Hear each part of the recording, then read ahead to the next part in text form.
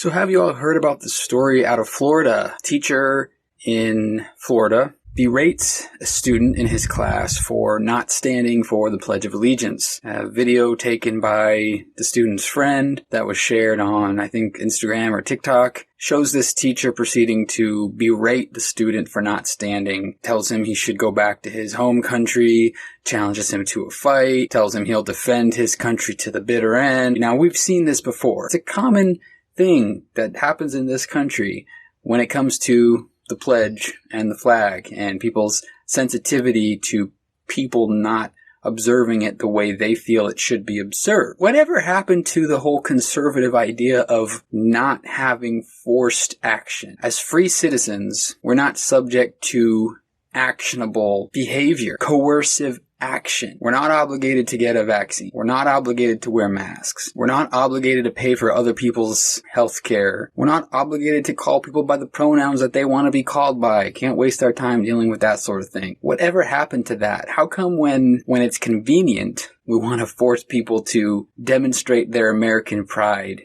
symbolically for everybody else to see? Why is that so important? Why can't it be like religion where you keep it to yourself and you hold it close to your heart? But you know what the crazy thing about this story is that the teacher was actually in the right. Florida state code requires the reciting of the Pledge of Allegiance.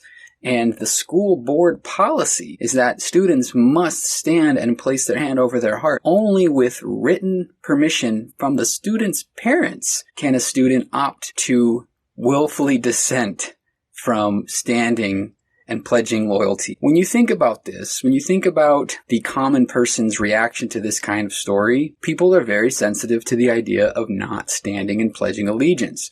When we think about that, when we think about that mentality, is it really so hard to believe that Donald Trump would have asked James Comey to pledge his loyalty to him when they first met back in 2017? Because Trump himself said, that's crazy. That's a crazy idea. Why would I make someone pledge loyalty? Well, we seem pretty interested in the whole idea of pledging loyalty, pledging allegiance on a daily basis with everybody else watching. Why are we so sensitive to that sort of thing? For a state that is so protective of even talking about the idea of gender, personal preference, that we would require a student to stand up and pledge allegiance to something every single day publicly. That is a fast drive towards authoritarianism, not freedom.